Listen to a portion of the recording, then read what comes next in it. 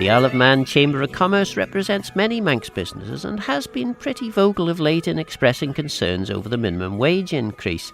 It has at times been accused of being too influential over government, but is that really the case? Two members of the Chamber join me now in the studio to discuss these matters. My name's Claire Watterson. I'm the current president of the Isle of Man Chamber of Commerce.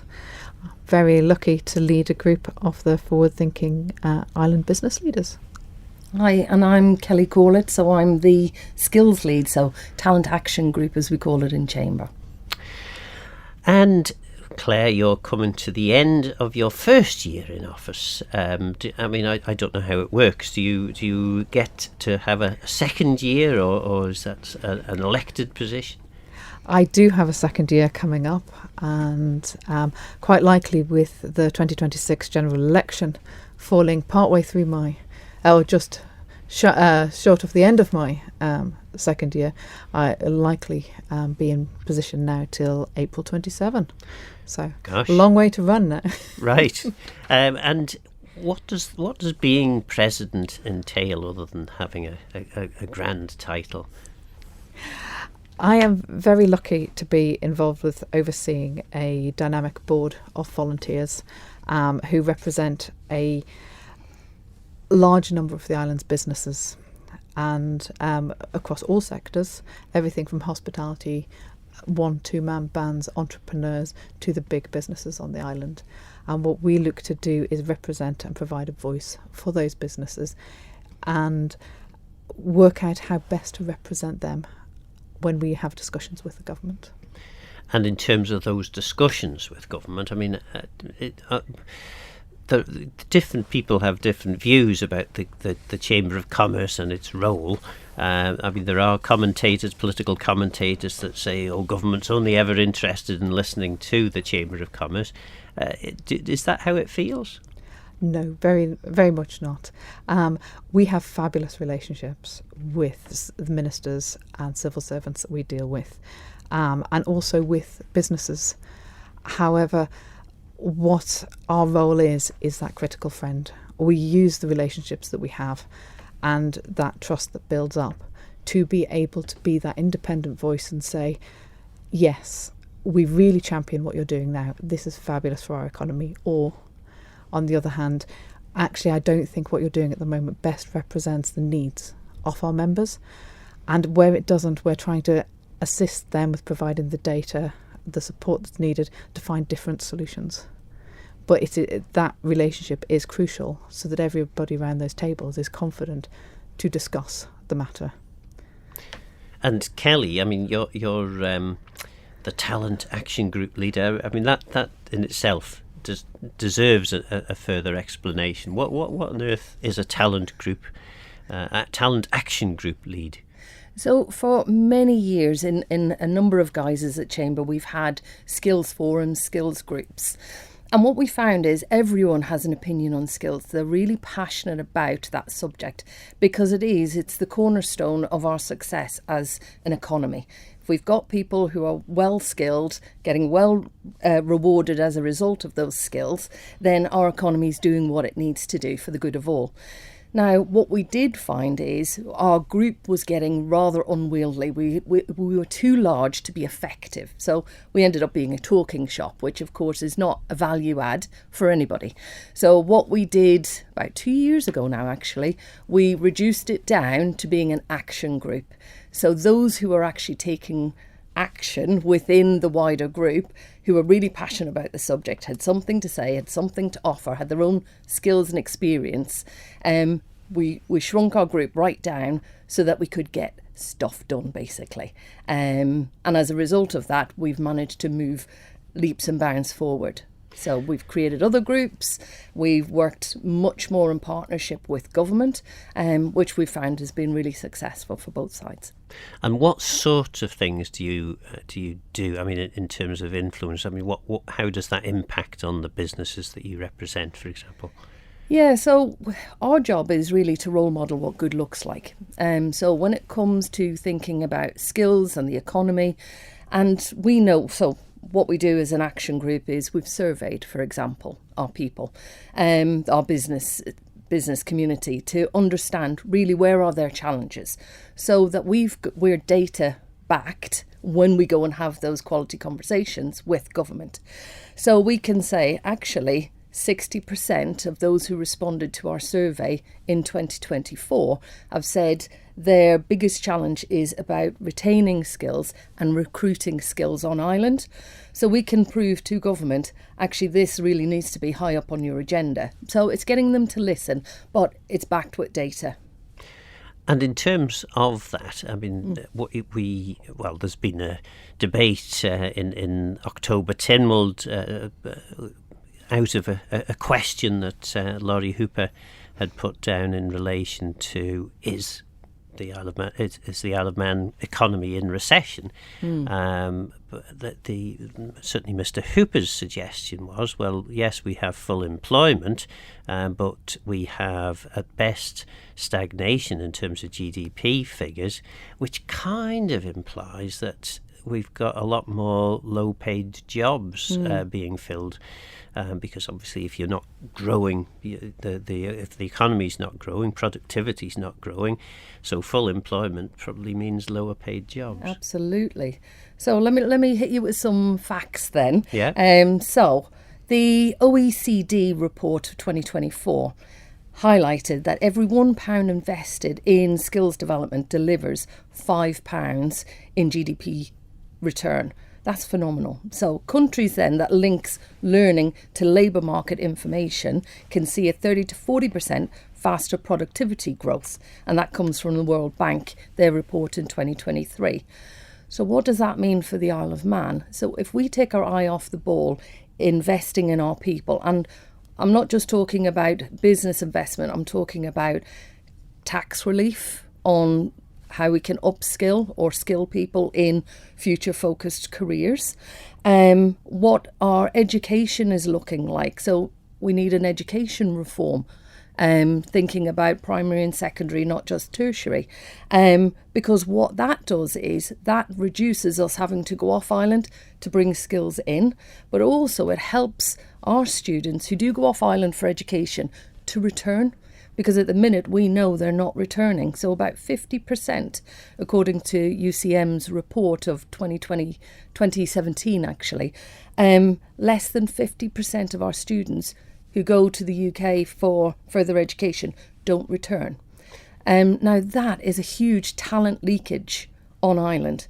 So we really need to harness what we've got here, invest in it, give some tax breaks for businesses to invest in their people, create opportunities for people who might be, like me, middle age, who wants to change careers. So how do you do that? Because you've got a certain level of income, you've got a house, you've got a family, you've got things that you need to pay for. So you can't take a massive drop. So we need to reimagine apprenticeships on island and give opportunities to all. And I imagine if there are jobs on the island for the skilled students that have left the island, surely to goodness they would want to come back to them. Or do we understand why they don't? It's a bigger piece, this. So now you're looking at the economy. What have we got on offer for young people on island? Do we have the social environment for them? Have we got the housing set up for them? Those sorts of things come into question then. So these aren't solutions that we can turn round in 6 months and go, ta-da, we've got an answer. We've got to have a strategic, long view of what we need to do to start bringing those students back to the island, bring those great skills back, so that we can use them. And of course, Claire, the Isle of Man government has an economic strategy. They've recently changed a few elements to that strategy. Is that strategy capable of delivering the change that Isle of Man government's ambition talks about? I think you've hit the nail on the head. It's the delivery of the strategy. The strategy is now coming up to, I think it's 4 years old. It was very forward-thinking when it came out. There's been a lot of change in those 4 years, globally, technologically, and we need to have that built into any strategy that is forward thinking and that we are going to bring in to solve these problems. So it's looking at how that strategy is moved forward, who is taking ownership, who is collaborating with that strategy. It's having one person overseeing everything to make sure that each of the departments are moving forward in the same trajectory, that you're not working in the historically siloed systems. And when you say one person, you mean one person in government, I presume? It's the government strategy. Yeah. They need to have somebody who takes ownership of this document. And there, as I've just said, there has been a significant amount of change since that strategy came out. It will likely look rather different now as these areas are re-examined, but it needs to be a coordinated effort. It's not going to work if one area of government is moving forward and leaving the rest behind. This is a whole island economy and infrastructure change that is needed to drive the Isle of Man economy forward and springboard into what good looks like for the Isle of Man for the future. And was the emission of AI 4 years ago a reasonable thing to have missed back then, or perhaps something that maybe should have been in the first place? I think AI, where it is now, is a totally different proposition to where it was 4 years ago. And the pace of change during the last 4 years is the most significant it has been, if ever it's been equalled. So whether it should have been noticed or not, I don't think there's any point in going over that. If it hasn't been included to the extent that it potentially should have been, but the strategy should be a living document. It adapts with us, it adapts with the economy, and it needs to be built in. And Kelly, I think were you? Yeah, chomping at the bit talking Yes, about AI. So. So again, just to hit you with a little stat. So I've been looking at what the data is saying about AI and what that means for the future of work and the future of education. Now, one of the reports that I've come across is Stanford's Canary in a Coal Mine. It's a very recent report and it's heavily backed by data. So it's a really robust document that you can rely on when it's talking about AI's effect on labour and labour market. So what Canaries in a Coal Mine, what it really is talking about is those early in careers. So you're looking from your 18s to your 25s going into the workplace who are exposed to AI exposed jobs, things like software engineering, various parts of finance, customer service. Certainly they've seen a drop in employment by 13% since 2022. So we know those jobs are going to start falling off.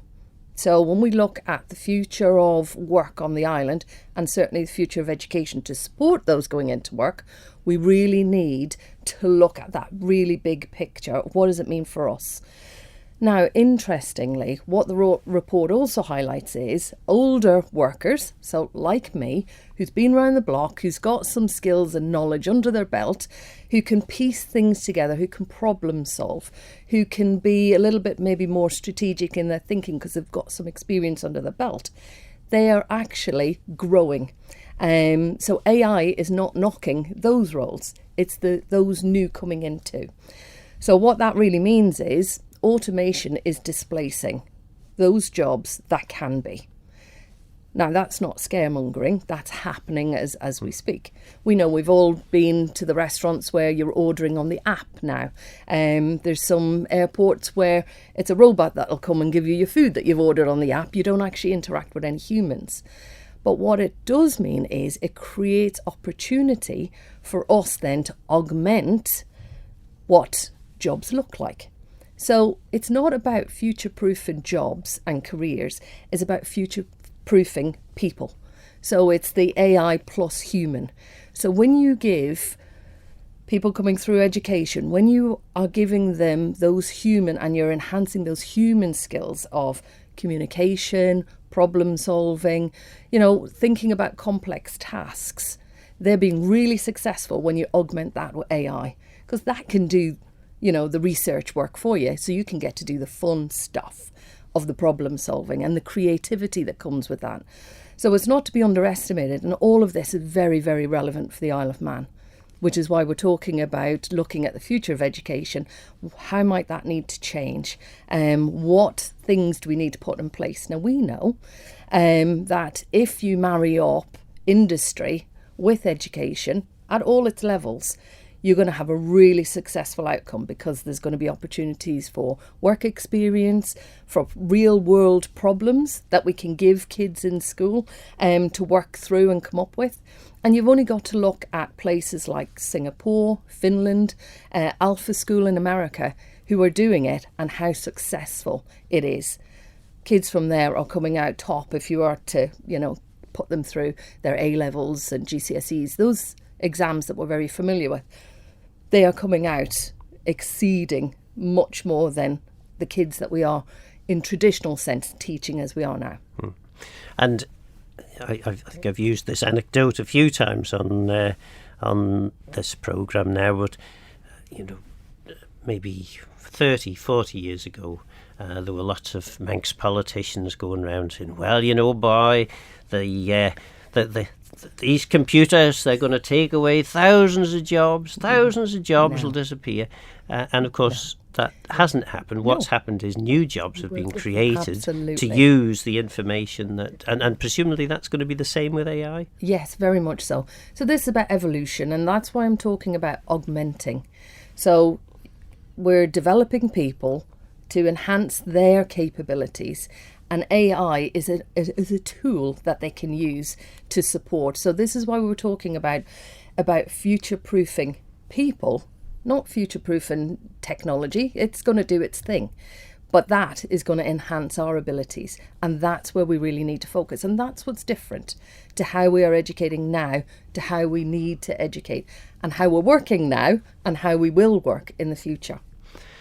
Claire, do you think we have enough big, bright ideas? I mean, it always used to be the case that government would come up with some, working with industry and others, they would come up with ideas as to how the economy needs to develop or what new areas it needs to go into. Is that happening? And at the moment, I mean, do we have that next big thing identified? And maybe AI is it? I don't know whether everybody has been waiting for the next big thing. Is it going to be e-gaming? Is it going to be medicinal cannabis? We have been waiting for something. My feeling is that government has worked historically very well with industry. There is a lot of entrepreneurship on the Isle of Man. There is a lot of businesses growing on the Isle of Man.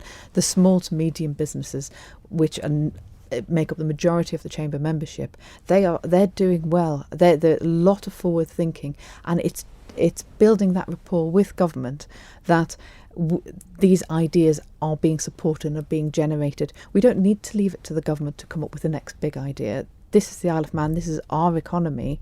It's for all of us to solve what the next big thing is going to be. It's very unfair to leave it to government to take up that mantle and do it themselves. We have some fabulous entrepreneurs, business minds in our membership, and what we've started doing is getting them around tables to discuss these ideas. What is it going to be? How can we support the next springboard into? It won't be an e-gaming. But it could be a lot of little areas, whether it's educational and knowledge economy, whether it's tourism, whether it's hospitality.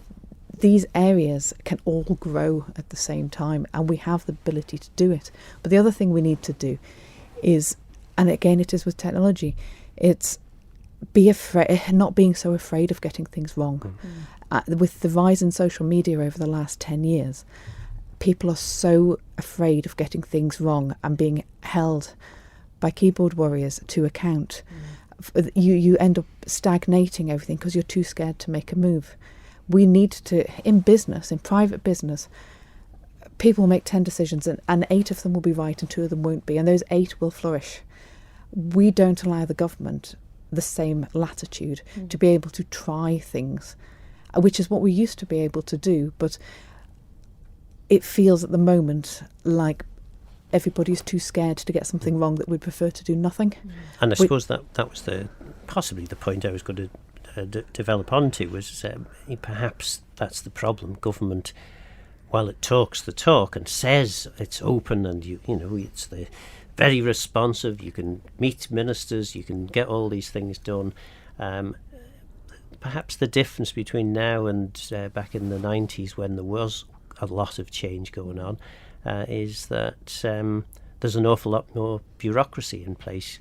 So you have to fill in dozens of forms, you have to jump through all the hoops before you're even getting considered in terms of these new ideas. Is that a kind of a trope, or is it a real issue at the moment?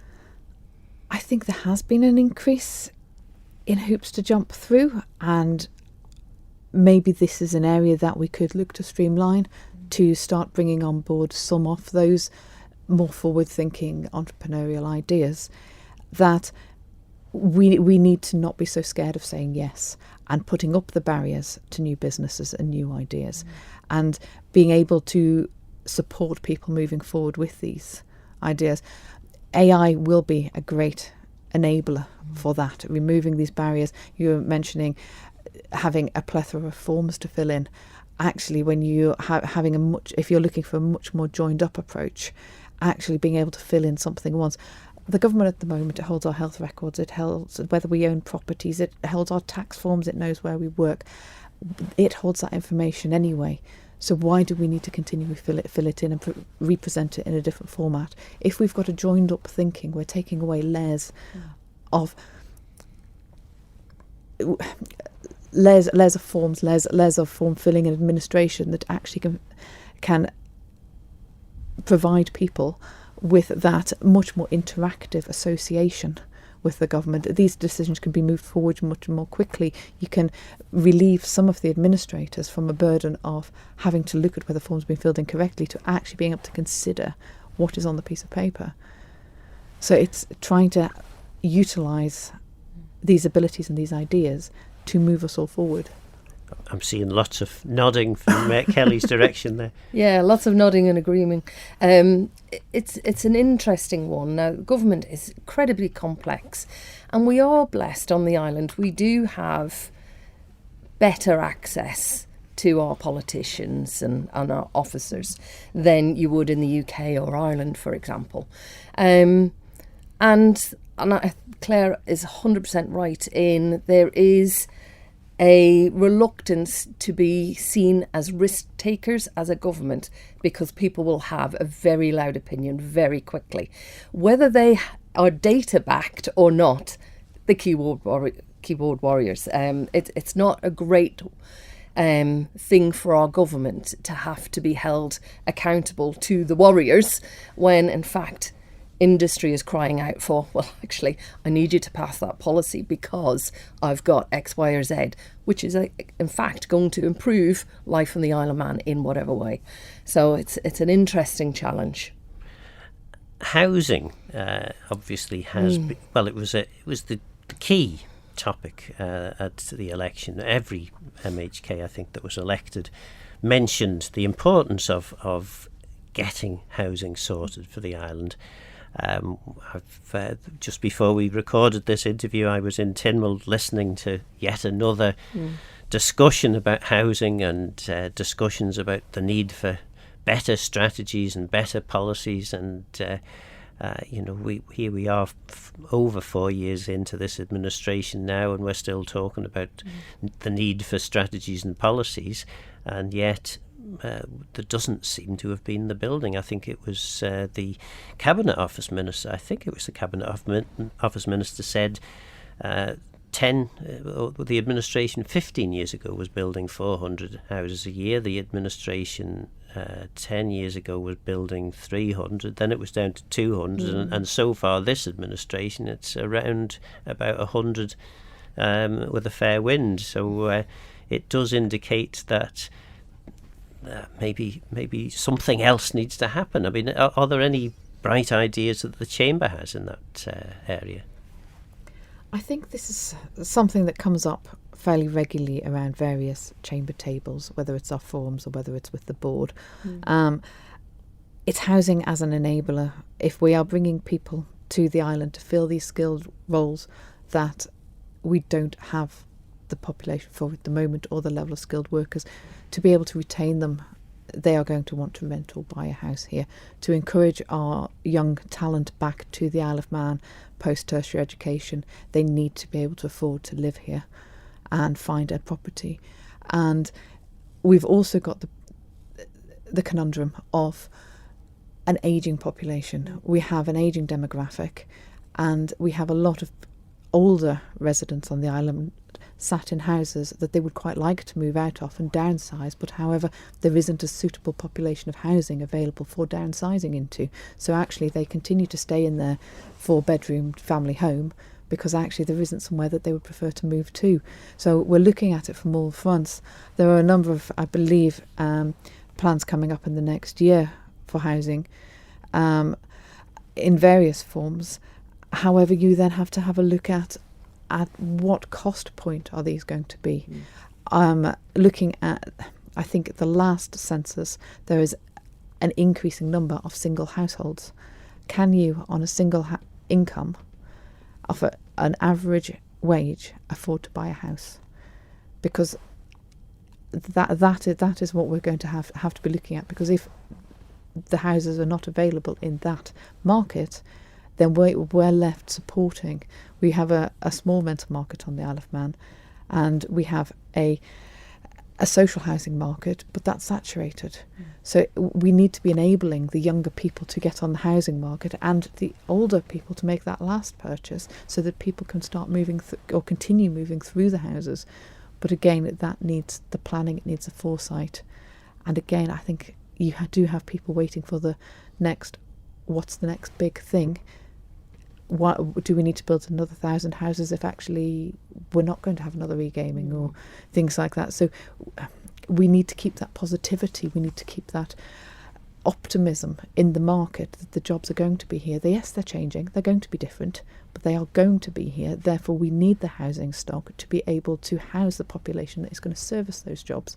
And to do that, we need the foresight of the plans to go through in whatever form they end up going through.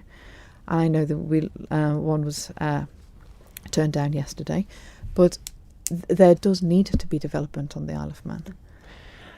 And having been housing minister briefly on a couple of occasions, I am aware that what tends to happen is if developers think that there's a good market, they'll build lots of houses because they know they're going to sell them. And if they don't think the market is particularly strong, then they're not going to be so keen to build. So I guess that means that that must be where housing developers are at the moment. They're waiting to find out whether it's worth building those houses, because as a business, they don't get out of bed and build houses just for the good of their health. That is their business. They need to know that they can sell those houses. They're not going to build them just for them to sit there. So they need to be able to make sure that what they're building is at the right price point to attract the buyers who are looking to buy at the moment.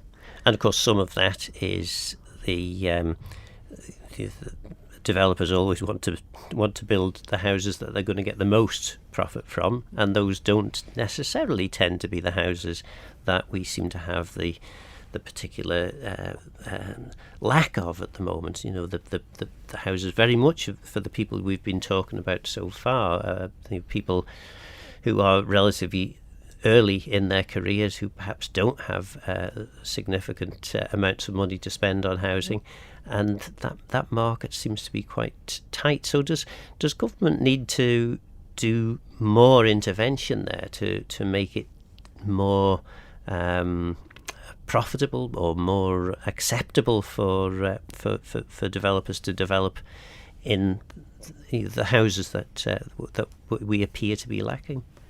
I think that's where the strategy comes in, isn't it? Yeah, very you much need so. Joined up strategy.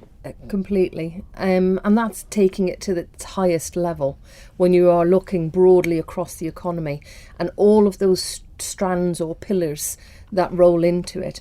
So, we've been around enough boardroom tables and enough workshops with industry where the same thing comes up: the housing, the social side, the skills. That's rinse, repeat on everything. It's a hot topic. But to secure the future, we've got to have a longer term vision than it is apparent that we have now. And as Claire said earlier, it's about having those with that strategic long vision who are in that driving seat, holding us all to account, that industry is doing its part, that government is doing its part, that enables everybody to step up and lean in to ensure that we strengthen our economy. It's not going to happen overnight, but we have to start, and we have to progress much more rapidly than we have done to this point.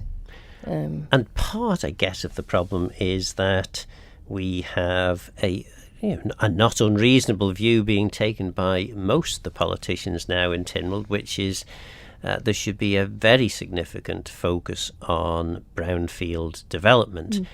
Now, of course, if you have an empty piece of green field as a developer, that's ideal for you, because you can just go ahead, you know that you're not going to find anything under the ground that's going to be of any significant problem, and you can just go in, build your houses and make a reasonable profit out of it.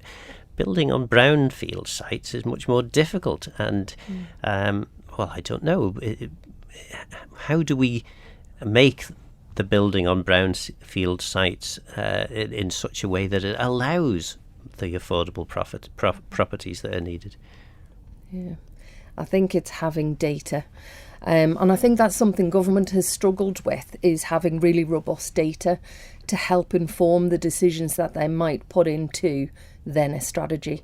I know, and I'm taking it back to skills because that's what I know, is labour market information. We do not have robust labour market information currently. I know that they are working on it, and I know they've started data gathering in a particular way where it's going to give us some more meaningful outputs, which means we can actually make real world decisions to improve the strategic lens of skills investment, where we need to put our energies and so on. So I imagine, and just understanding the skills part of it, that may be true for the rest of government, is what robust data have they got that they can really look at the economy as a whole to understand really truly where are our gaps, rather than the anecdotal stuff. You know, we get anecdotal stuff all the time at these roundtables. So qualitative data is brilliant, but it's the quantitative data that we really need. Piecing that together, then you've got your big picture. Now you can make your decisions. And of course, one of the big picture items which most people listening to this programme don't really know that much about is the forthcoming MoneyVal inspection. And we were talking briefly off air, and you mentioned, Claire, that maybe we don't do enough to explain why MoneyVal is important. I think MoneyVal is a procedure that we have to go through to accredit ourselves, to ensure that we can continue doing business on an international stage. It is something that I can't say that our businesses or our regulator probably particularly enjoy the thought that it's coming up, but we have to go through that process the same as everybody else has to go through it, and it allows us to compete for that business on an international stage, to attract businesses to come here, to allow businesses to bank here and to operate from here and to sell products out into the rest of the world, and to be an attractive jurisdiction with which to operate with or from. If we lose that credibility, then a significant portion of our GDP comes from the financial service sector. If we lose the credibility to operate on that international stage, we are going to take a large hit on GDP from what we currently have, but it will also put off those businesses that are looking to relocate here, who are looking to do business with businesses on the Isle of Man. So this is a process that we will go through. We will have to go through it, and we need the best possible outcome from it. It may be onerous, it may be time consuming, but it is a necessity that us and everybody else that competes on that stage has to go through. It would, I think, probably be useful to for the public to understand a bit more about it, about why it's done, the impact that it would have if we lost it. And I think that is potentially something that the government could come out and explain a bit better. It's just so that people understand why we're having to jump through these hoops. So if we got a negative result in terms of the MoneyVal inspection, how much business do you think we would be losing from the Manx economy? I think it's been forecast initially that it would be around 12%. But that doesn't potentially take into account the long-term impact of it. We would work to get ourselves off that grey list. Obviously, there would be a big combined push from government and industry to bring ourselves back off that list again. But again, that is chargeable hours that people are not doing business as usual and developing and building their businesses and boosting the Isle of Man economy. That is taking our eye off the ball to make sure that our jurisdiction is coming back up the curve again. And at that point, you then can look again at your business and building your business up. But the effort that it would take to take us off that list again, we would be taking our eye off the ball.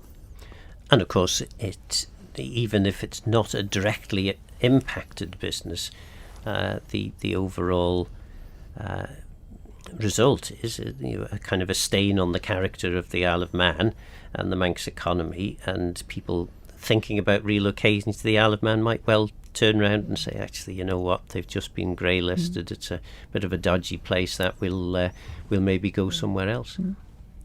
We've worked very hard to remove the tags that have historically been associated with the Isle of Man.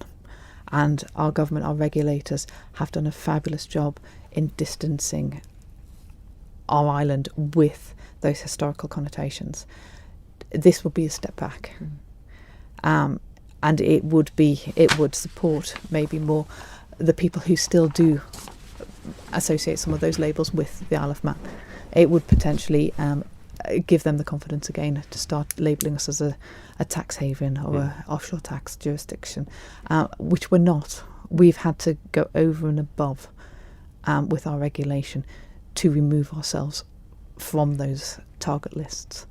And we just need to make sure that we continue being able to operate in that space and prove that actually we are there. Well, an interview with the Chamber of Commerce about the economic situation on the Isle of Man wouldn't be a proper interview, if we didn't talk about government efficiency. And who wants to go first on that? Go on, after you, Kelly. I think what we spoke about earlier, about the level of bureaucracy within a government entity or entities, because it is a number of businesses within one overarching government. It's very complex, and I think the future of technology, including AI, embracing more of that to tidy up, to streamline, to then give people the opportunity for the face-to-face, the human interaction, the decision-making, the problem-solving, the longer-term views and visions. I think that would absolutely turn government around in terms of efficiencies and what we can get back as a benefit from what they do with public funding. There's a real opportunity. It's a real pivotal point now, because of AI, because we've got an election coming up next year. Now is the time to really think about what those efficiencies really truly look like. And going back to, and I will always keep banging on about data, but have they got the data behind the decisions that they're making? So I know they've got efficiency programs running, and I can imagine that's at a huge cost, and I know they're trying to reduce costs. But what data are they using? So are they focusing on the right efficiencies within their programme? I don't know. I'm not in government, but it's an interesting challenge. And Claire, I mean, every politician I think that's ever been elected has talked about getting rid of the excess and sorting out the middle management and cutting red tape, all of these things. I mean, these are grist to the mill for politicians writing speeches. Why do you think it seems to be so difficult to actually achieve that? Because we are a small jurisdiction. Our government has to fill a large number of functions, and that requires a number of people to operate that. However, we do need to look at efficiencies, we do need to look at streamlining, we do need to look at reducing the cost, and we're going along with that the headcount in government, particularly as you will have seen the recent stats in the falling birth rate on the Isle of Man, and that the cost of having children is putting people off. Our population is decreasing. As our population decreases, obviously there is the inevitable that we have a smaller number of tax-paying workforce. It is that tax-paying, along with the VAT take, that funds our economy. If you have less going into that, then there can be less drawn from that. So we need to make sure that we are looking at our model of saying, okay, is what we have functioning as a government at the moment sustainable financially? Because actually this is only going to come under more and more pressure as the number of tax-paying working people decreases, which it has shown, projections have shown that this is going to be the trajectory for us and many Western societies. And we need to look at saying, okay, we're a small jurisdiction, we are going to have to tackle this head on. Can we continue to afford what we're providing at the moment? Can this be done in a better way? And if so, how? And not be scared of making these decisions. As Kelly was saying, there is going to be a massive amount of work that's needing to be done in the skills space. So yes, these decisions might be scary, saying, okay, if we streamline this, it's going to displace that. But actually, if we've got that inbuilt skills and upskilling, reskilling programme, it doesn't necessarily have to be such a scary thought that actually changing a direction in midlife or changing a direction in mid-career, if we've got the support there for people, then actually we cover off all bases. People can have a new lease of life in a new career, and we are saving on what we are covering as taxpayers and people who are generating the money that is going in, whether that is by VAT or by income tax. But we need to make sure that we are pushing forward a sustainable government. And Kelly, I think you sort of referred a little bit to this earlier. Or maybe I just imagined it. I don't know. Do we have the skill sets in government to be able to manage this kind of change?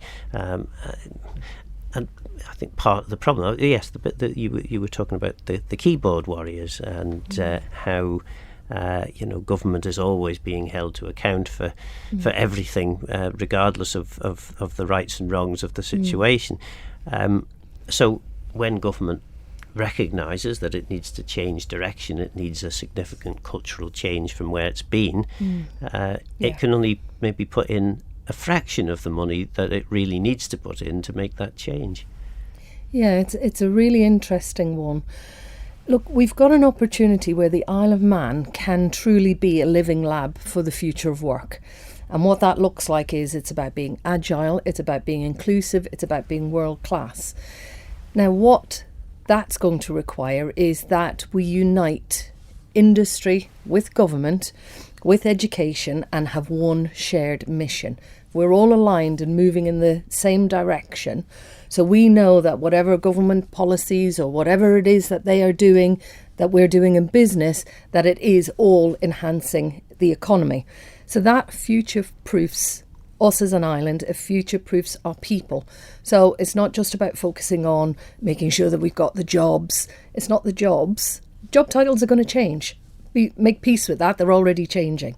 It's future-proofing the people and making sure that the economy can sustain. So it's about ensuring our next generation can thrive. Those midlifers who aren't ready to retire yet, that they can reskill, that they can still contribute to the economy, that actually maybe we're using them as mentors for our younger population coming through. So we're sharing that knowledge and expertise, that it's not just reliant in a classroom to do, that we're bringing, it's a richness. And that's what I'm talking about when I'm saying about the Isle of Man being a living lab. We can experiment and play with this stuff. We're small enough to be able to do that as a jurisdiction.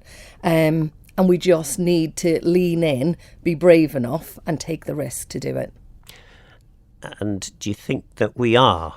Do you think, because what, on the one hand, we're small enough to be able to be used to demonstrate how effective change can be delivered across a government and across public services. But on the other hand, as I think has been referred to earlier in this discussion, we are small enough that everyone knows their politicians, and there's a general view. How many Manx people does it take to change a light bulb? Well, no, we don't like change, and I say that as a Manx person. But a difficult job being a politician and trying to lead that. It certainly is. Yeah. So, yes, but unfortunately, we again need to differentiate between the local politics of emptying wheelie bins, potholes, and dog muck, to the national politics, which is what we are electing next year a new administration for, is competing on an international stage, looking at our jurisdiction. Is it fit for the future? Is our government fit for the future? And unfortunately, along with those roles come some very hard decisions. And you can't go into politics and think that you're always going to be popular. That's never going to work, particularly with the speed that things are changing at the moment. There are some particularly difficult decisions that are going to have to be made by either the outgoing administration within the next year or the incoming administration, so that the Isle of Man is ready to face the future as a competitive jurisdiction. If we don't, then we are going to be lagging behind and trailing what used to be people that we would be sat in front of. And well, you've brought up the election there. Obviously, we've got less than a year to go now. 11 months' time, we'll probably be. I think we'll know who our new MHKs will be. And a question I posed to Alistair Ramsey on Agenda a couple of weeks ago was, how do you actually decide, or how do you assess the capability of your current MHK, let alone the people who will be standing against? And I'm not entirely sure we managed to get to an answer to that question, because it's very difficult. And certainly from Manx Radio's exit polls that have been undertaken over several general elections, what most people say is their biggest reason for voting for a particular candidate is local issues, the sorts of things that you might expect to be dealt with by local authorities, not the national politicians. So how do you go about making these assessments, and how does the public, who will be influenced by opinions on Facebook or X or any of these other social media platforms that have passed me by, I have to say, people are influenced by this sort of thing now, and it will be quite difficult to make assessments. I think initially you have to remember why we're voting them in. We have voted in our commissioners already. What we are voting for next year is for long-term strategy. It is for making the hard decisions for the Isle of Man's economic strategy, how we are going to play on an international stage. We have the local authorities to deal with the local issues, and it is that separation of duties. Yes, on an island this small, there is going to be overlap, but we need to make sure that the right people are dealing with the right issues, and what we are voting in next year are those people who are going to shape the future of the Isle of Man as a competitive international jurisdiction. And from Chamber we are looking at how we are going to look at the election, what we are going to be releasing, how we are going to interact with candidates, but also the public. For our last election campaign, we released I think it was 5 questions that if candidates turn up on your doorstep as a general member of the public, here are 5 questions that you can ask them to see whether their views as a candidate align with your own views. Have a chance to think about how you feel about these national issues. Does the person who's turning up on your doorstep or at the hustings, do their views marry up with your own? And does their view of what you want from the Isle of Man and what you want for your kids and your grandkids, does that marry up to what they're saying? And what are their strategies behind how they're going to enact that? Are they data-based?